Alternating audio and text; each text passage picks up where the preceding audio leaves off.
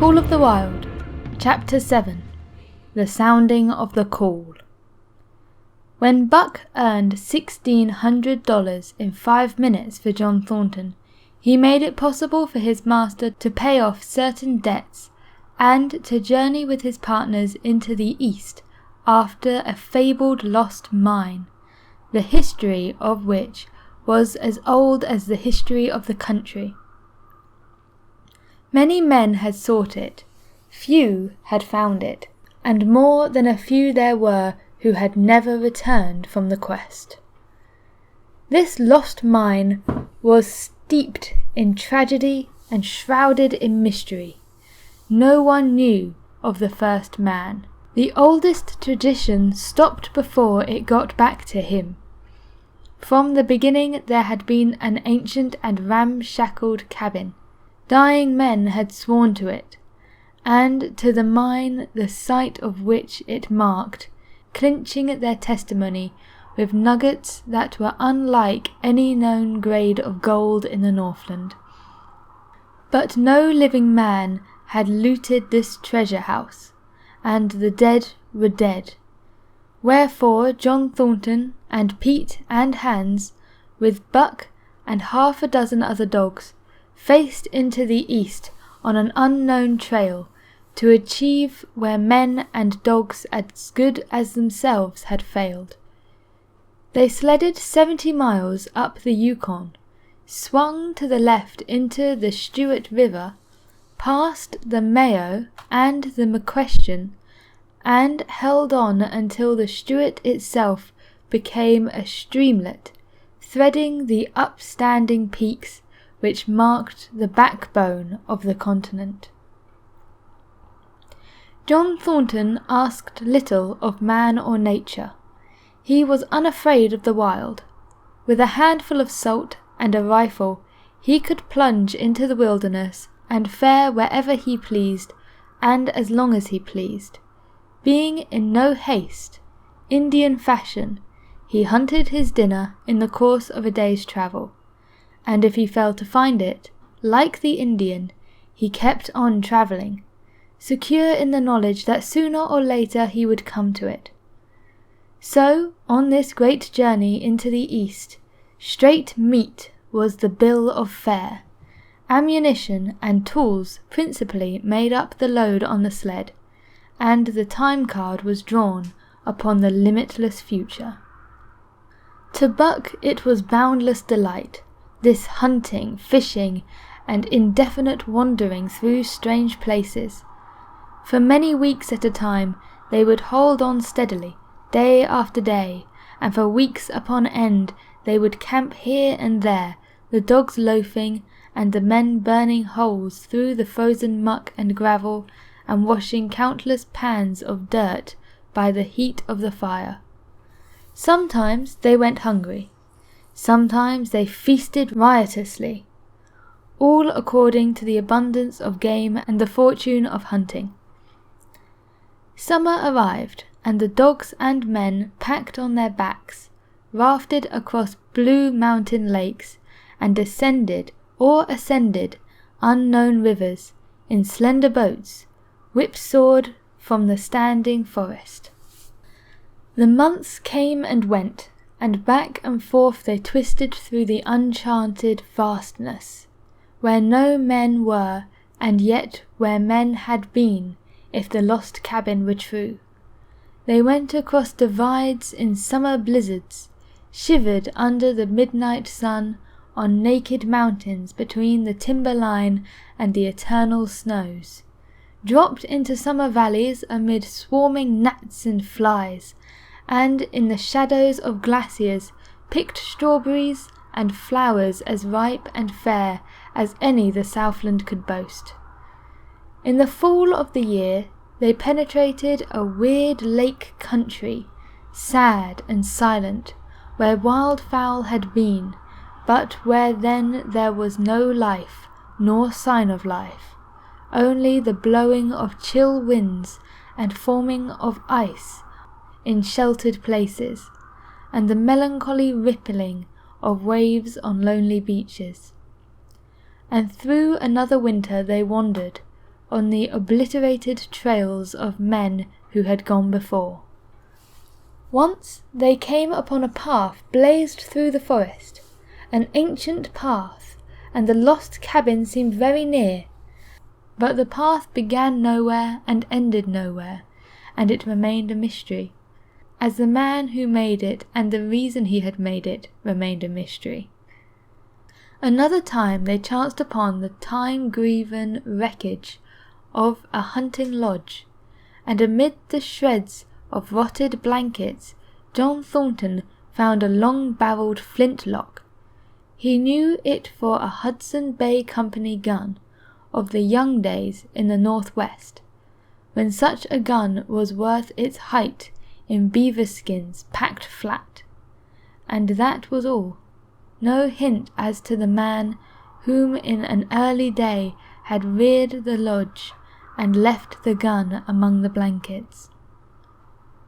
Spring came on once more, and at the end of all their wandering they found not the lost cabin, but a shallow placier in a broad valley where the gold showed like yellow butter across the bottom of a washing pan.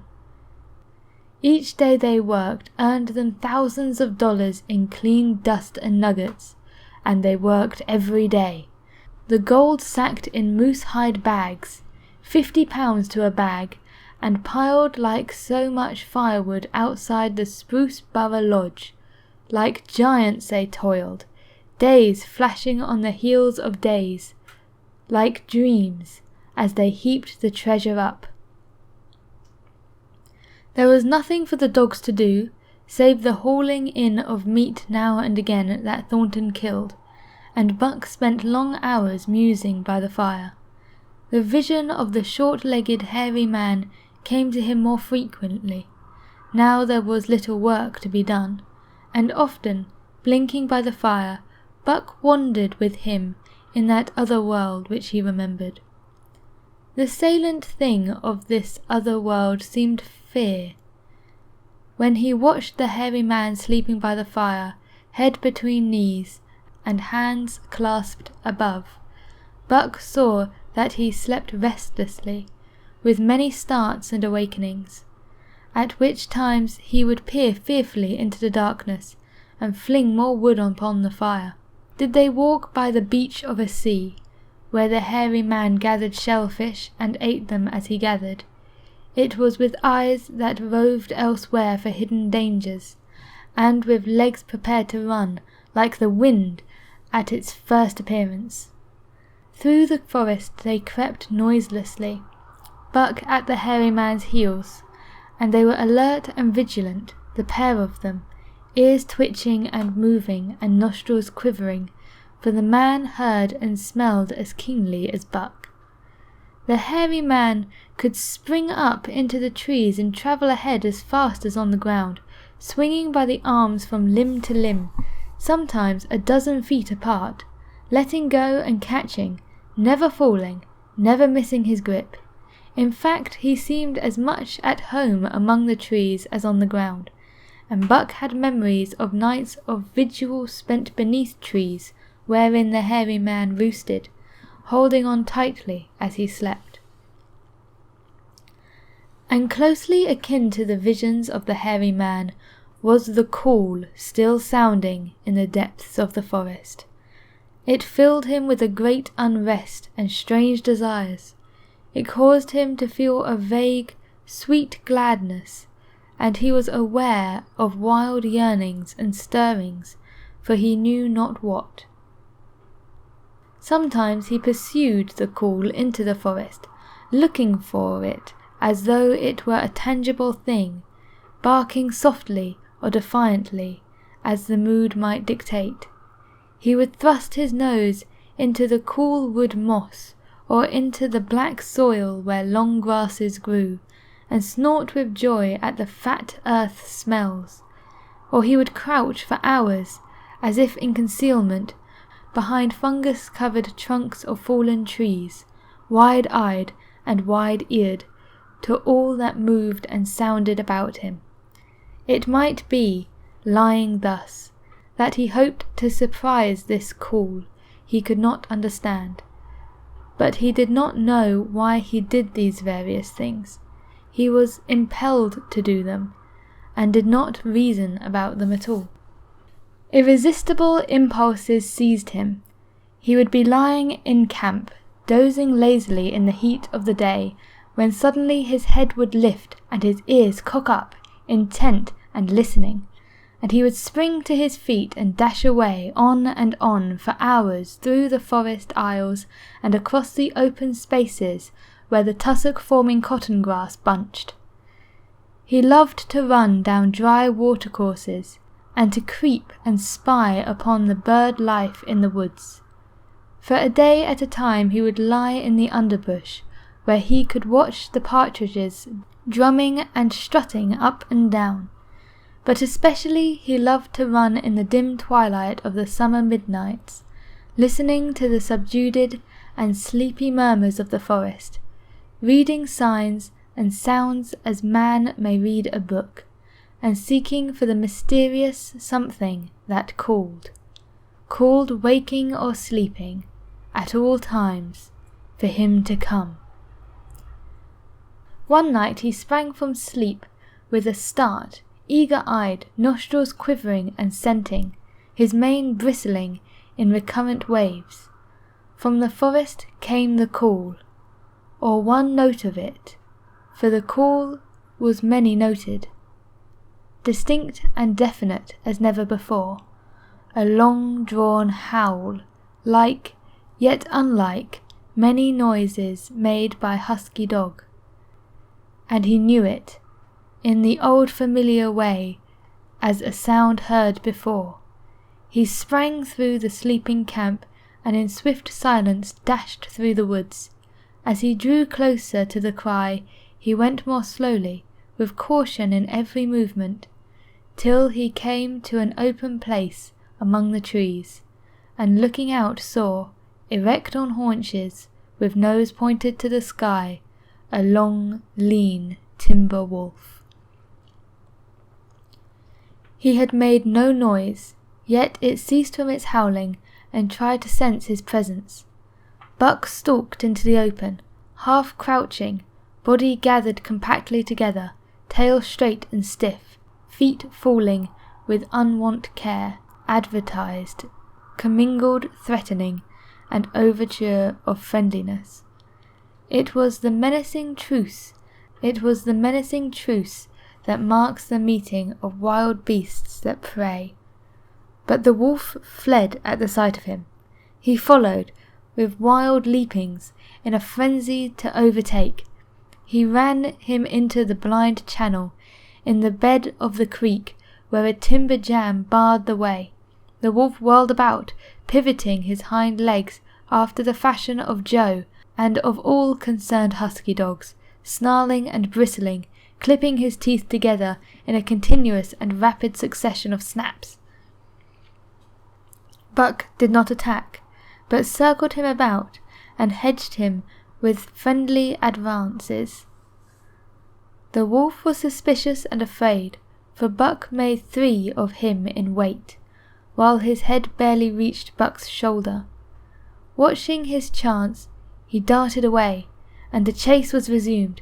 Time and time again he was cornered, and the thing repeated, though he was in poor condition, or Buck could not so easily have overtaken him. He would run till Buck's head was even with his flank, when he would whirl around at bay, only to dash away again at the first opportunity. But in the end, Buck's pertinency was rewarded, for the wolf, finding that no harm was intended, finally sniffed noses with him. Then they became friendly, and played about in the nervous, half-coy way with which fierce beasts belie their fierceness. After some time of this, the wolf started off at an easy lope in the manner that plainly showed he was going somewhere. He made it clear to Buck that he was to come, and they ran side by side through the sombre twilight, straight up the creek bed, into the gorge from which it issued, and across the bleak divide where it took its rise. On the opposite slope of the watershed they came down into a level country where were great stretches of forest and many streams, and through these great stretches they ran steadily, hour after hour, the sun rising higher and the day growing warmer. Buck was wildly glad. He knew he was at last answering the call, running side by side with his wood brother towards the place from where the call surely came. Old memories were coming upon him fast, and he was stirring to them, as of old he stirred to the realities of which they were the shadows. He had done this thing before, somewhere in that other and dimly remembered world, and he was doing it again, now, running free in the open, the unpacked earth underfoot, the wide sky overhead. They stopped by a running stream to drink, and stopping, Buck remembered John Thornton. He sat down. The wolf stared on towards the place from where the call surely came, then returned to him, sniffing noses and making actions as though to encourage him. But Buck turned about and started slowly back on the track. For the better part of an hour the wild brother ran by his side, whining softly. Then he sat down, pointed his nose upwards, and howled. It was a mournful howl, and as Buck held steadily on his way, he heard it grow faint and fainter until it was lost in the distance.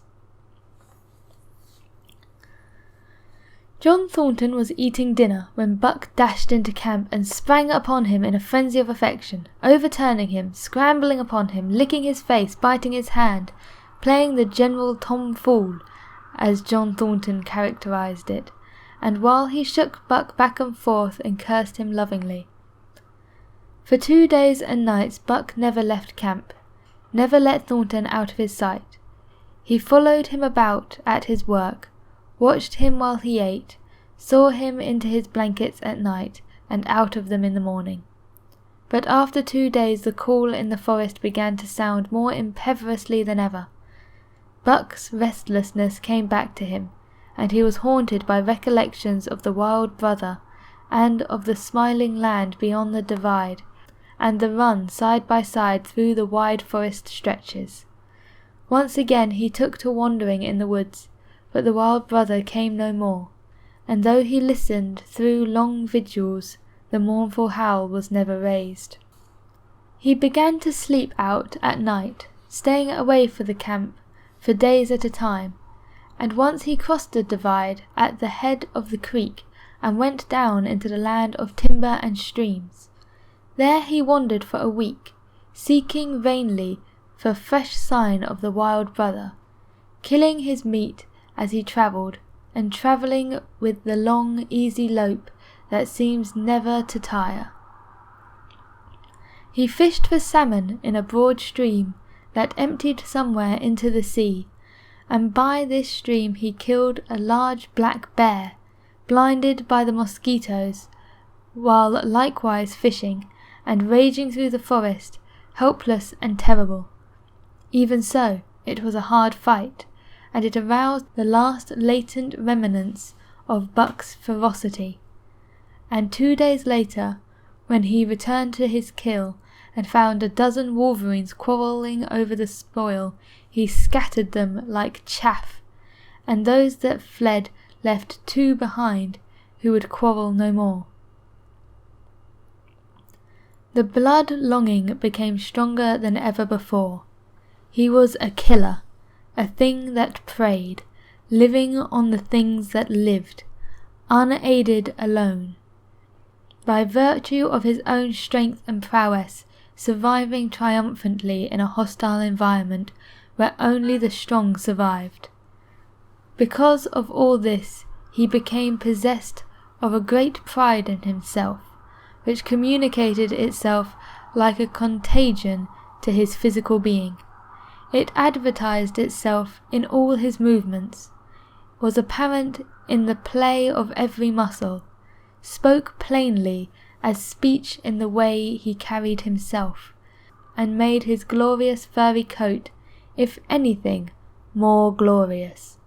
But for the stray brown on his muzzle and above his eyes, and for the splash of white hair that ran midmost down his chest, he might well have been mistaken for a gigantic wolf, larger than the largest of the breed.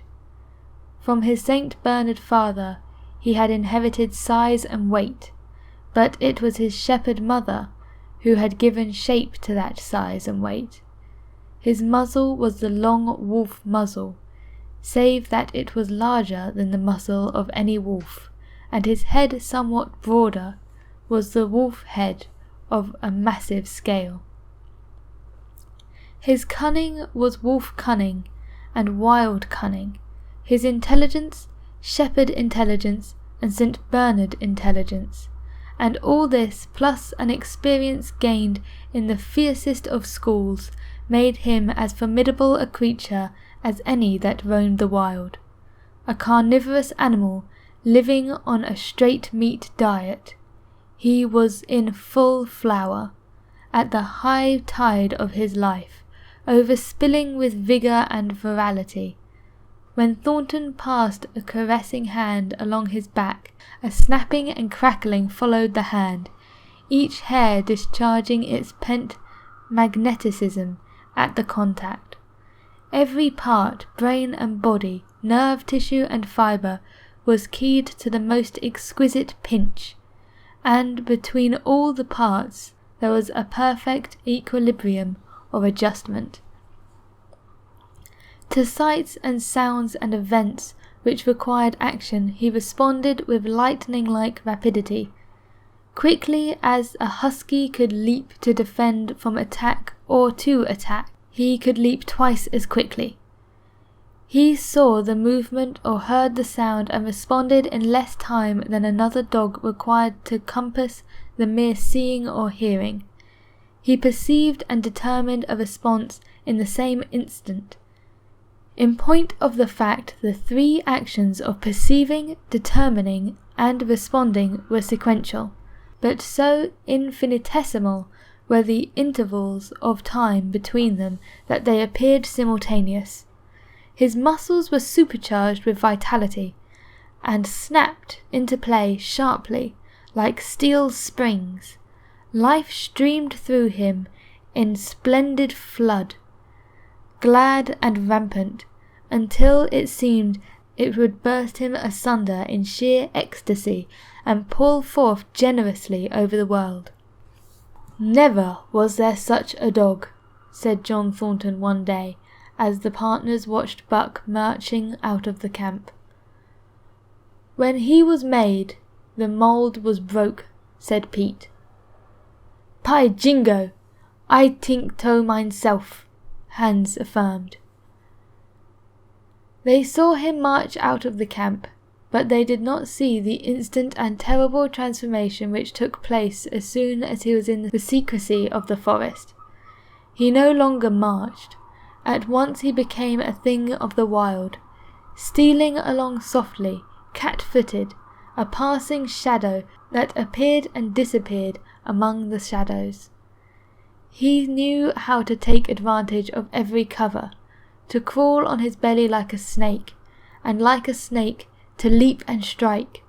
He could take a ptarmigan from its nest, kill a rabbit as it slept, and snap in mid-air the little chipmunks fleeing a second too late for the trees.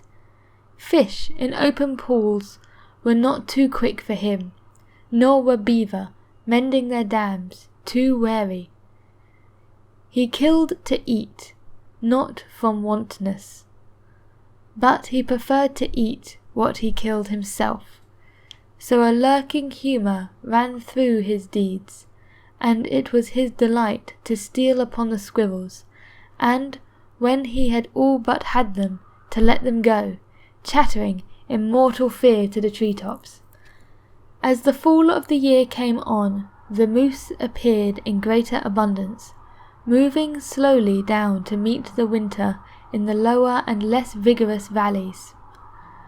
Buck had already dragged down a stray part-gown calf, but he wished strongly for larger and more formidable quarry, and he came upon it one day on the divide at the head of the creek. A band of 20 moose had crossed over from the land of the streams and timber, and chief among them was a great bull. He was in a savage temper, and, standing over 6 feet from the ground, was as formidable an antagonist as even Buck could desire. Back and forth the bull tossed his great palmated antlers, branching to 14 points, and embracing 7 feet within the tips. His small eyes burned with a vicious and bitter light, while he roared with fury at the sight of Buck. From the bull's side, just forward off the flank, protruded a feathered arrow end, which accounted for his savageness.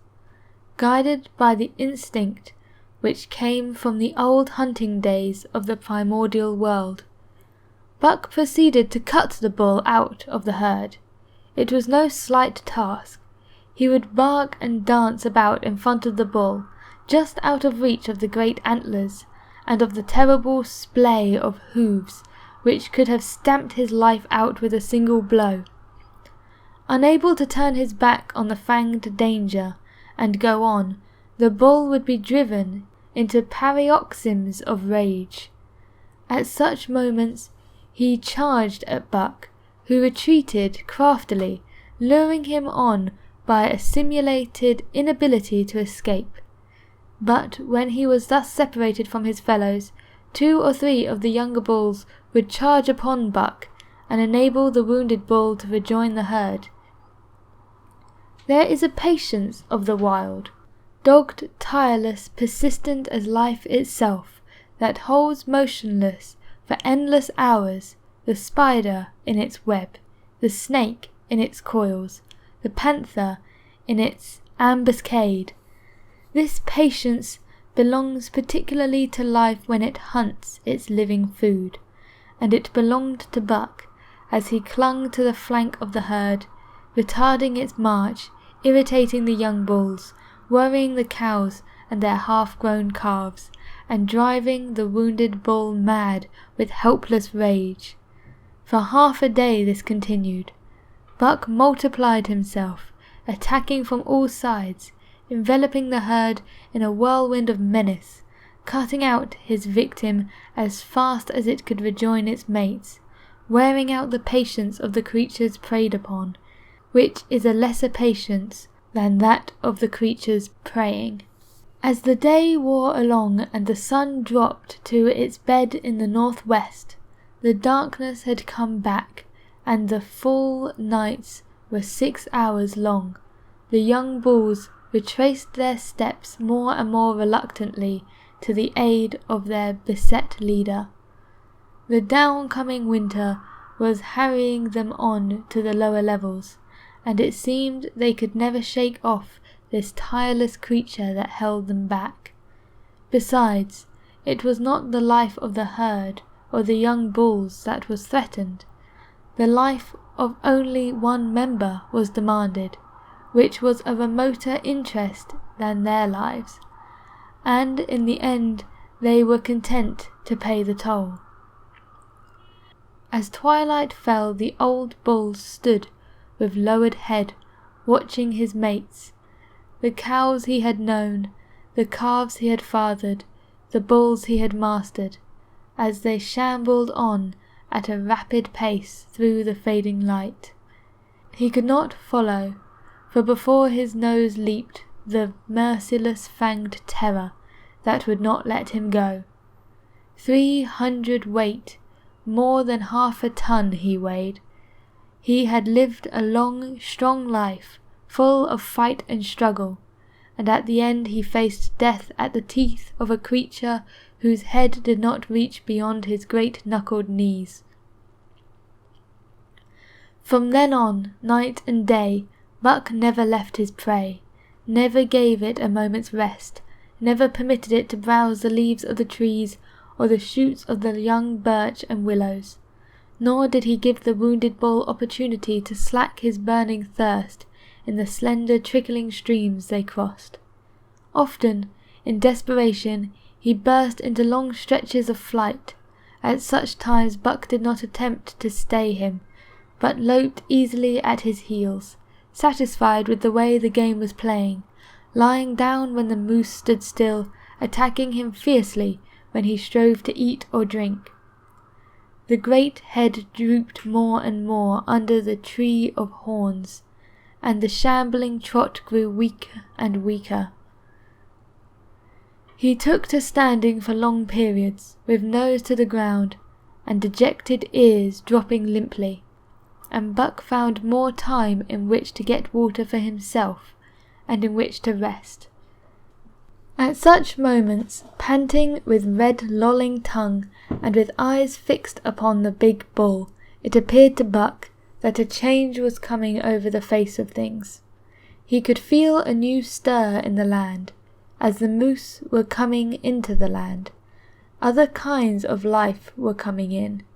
Forest and stream and air seemed palpitant with their presence.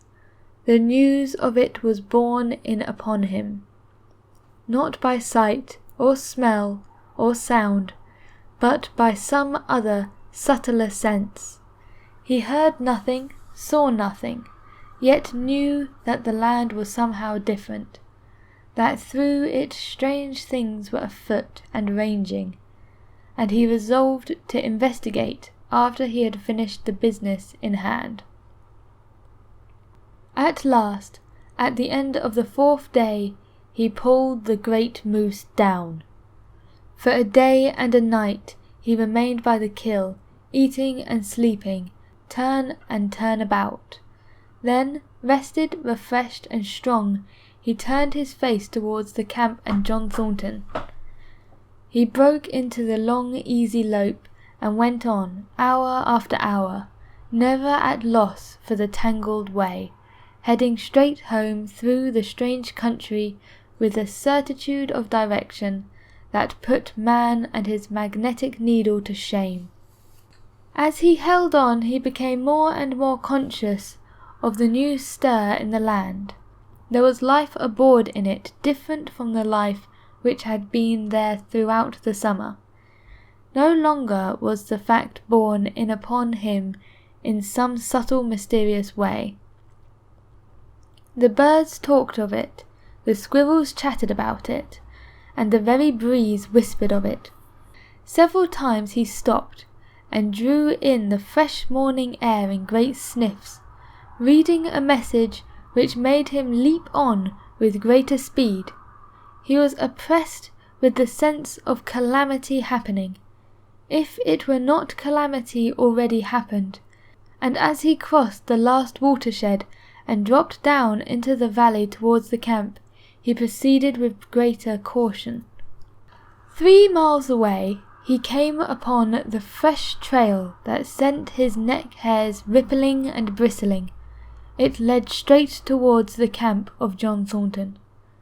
Buck hurried on, swiftly and stealthily, every nerve straining and tense, alert to the multitudinous detail which told a story, all but the end. His nose gave him a varying description of the passage of life on the heels of which he was travelling. He remarked the pregnant silence of the forest. The bird life had flitted, the squirrels were hiding. One only he saw, a sleek grey fellow, flattened against the grey dead limb, so that he seemed part of it, a woody excrescence upon the wood itself. As Buck slid along with the obscureness of a gliding shadow, his nose was jerked suddenly to the side, as a positive force had gripped and pulled him. He followed the new scent into a thicket and found Nig. He was lying on his side, dead, where he had dragged himself, an arrow protruding, head and feathers, from either side of his body. 100 yards farther, Buck came upon one of the sled dogs Thornton had brought in Dawson. This dog was thrashing about in a death struggle directly on the trail, and Buck passed about him without stopping. From the camp came a faint sound of many voices rising and falling in a sing-song chant. Bellying forward to the edge of the clearing, he found Hans, lying on his face, feathered with arrows like a porcupine. In the same instant Buck peered out of where the spruce bough lodge had been, and saw what made his hair leap straight up on his neck and shoulders. A gust of overpowering rage swept over him. He did not know that he growled, but he growled aloud with a terrible ferocity. For the last time in his life he allowed passion to usurp cunning and reason, and it was because of his great love for John Thornton that he lost his head. The Yehats were dancing about the wreckage of a spruce bough lodge, when they heard a fearful roaring, and saw rushing upon them an animal the like of which they had never seen before. It was Buck, a live hurricane of fury, hurling himself upon them in a frenzy to destroy. He sprang at the foremost man. It was the chief of the Yehats, ripping the throat wide open till the rent jugular spouted a fountain of blood. He did not pause to worry the victim, but ripped in passing, with the next bound tearing wide the throat of a second man. There was no withstanding him. He plunged about in their very midst, tearing, rending, destroying, in constant and terrific motion which defied the arrows they discharged at him. In fact, so inconceivably rapid were his movements, and so closely were they to the Indians tangled together, that they shot one another with the arrows, and one young hunter, hurling a spear at Buck in mid-air, drove it through the chest of another hunter, with such force that the point broke through the skin of the back and stood out beyond. Then a panic seized the Yehats, and they fled in terror to the woods, proclaiming as they fled the advent of an evil spirit. And truly Buck was the fiend incarnate, raging at their heels and dragging them down like deer as they raced through the trees. It was a fateful day for the Yehats. They scattered far and wide over the country, and it was not till a week later that the last of the survivors gathered together in a lower valley and counted their losses. As for Buck, wearying of the pursuit, he returned to the desolated camp. He found Pete, where he had been killed in his blankets, in the first moment of surprise. Thornton's desperate struggle was fresh written on the earth, and Buck scented every detail of it down to the edge of a deep pool. By the edge, head and 4 feet in the water, lay Skeet, faithful to the last. The pool itself, muddy and discoloured from the sluice boxes, effectually hid what it contained, and it contained John Thornton, for Buck followed his trace into the water from which no trace led away.